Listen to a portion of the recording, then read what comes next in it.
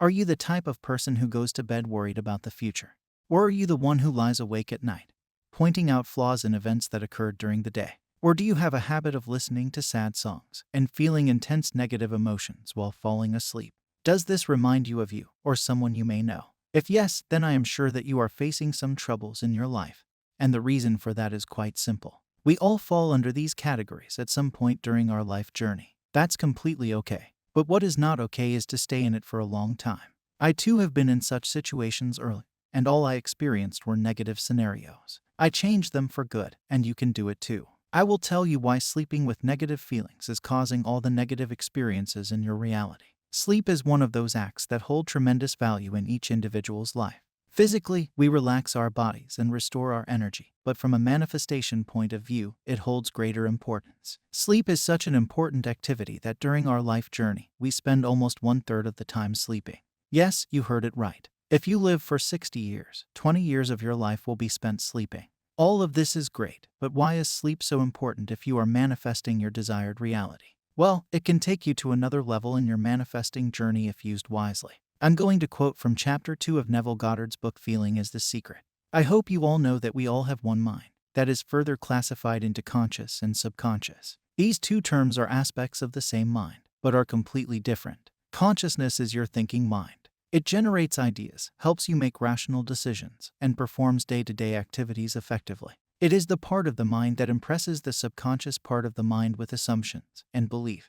It is the part of the mind that deals with the senses. It is the mind that observes everything in reality, and through the filter of beliefs, it impresses the subconscious with the ideas it believes. On the other hand, your subconscious mind stores these ideas and expresses them in your reality. Or you could say it is that aspect of your mind that creates or manifests your desired reality in your three-dimensional world. The subconscious is unaffected by senses and believes whatever the conscious tells it. It is like the conscious gives the seeds to the subconscious, which is nurtured and grown by the subconscious. So, now you get how subconscious is such a powerful aspect of your mind. You can literally manifest anything consciously by impressing this part of your mind. But how is sleep related to all this? Well, coming to this, sleep is the natural door into your subconscious. It is during sleep that man impresses the subconscious. During sleep, the conscious and subconscious connect together and manifest the things you persist in. You can think of consciousness as a male that gives the life-giving substance to the subconscious. That is a female that further uses that substance in creating a new life. Neville mentions this in this chapter that, once asleep, man has no freedom of choice. His entire sleep is dominated by his last waking concept of self. Read it once more. The last waking concept of self. So, when you sleep with a feeling of worry and consciously indulge in the thought patterns of low self-esteem, then you are determining the concept of self. By sleeping after assuming all of this, you are impressing the subconscious with it, which further manifests it in your waking hours. Also, if you complain a lot and feel as if things are going wrong for you, stop doing it.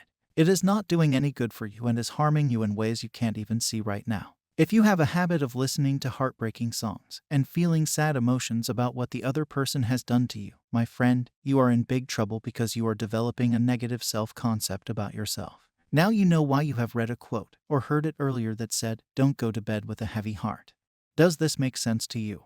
So, what is the solution now? Well, while you are awake, you are gathering the seeds to be planted during sleep, and the seeds refer to your thoughts. The solution is simple. Sleep with a sense of success, sleep with a sense of wish fulfillment, and sleep with the assumption that you already have your desire. Feeling a state produces a state. You and others play out the role determined by your assumptions that you held dominantly throughout the day, or just before you fell asleep. The feeling of vengeance is a very unpleasant place to be in. You should always speak up for yourself, but never think that doing bad to others will give you satisfaction. This is coming from a Scorpio who is a master at taking revenge. If you believe in the zodiac, you will get it. I held on to being a Scorpio concept for a very long time, took some revenge, but never felt satisfied. You are free to do whatever you want. I am telling you what I believe. If you believe something else, then go ahead and do it. But if you wish to live a healthy, happy, fulfilling life, then remember to always sleep with a feeling of satisfaction and happiness. It will be easier than you think. If you sleep with this feeling every night, life will become a play for you. I hope this gave you some clarity. If you enjoyed this video, subscribe to my channel for more such videos. I will meet you tomorrow with another golden nugget. Happy manifesting!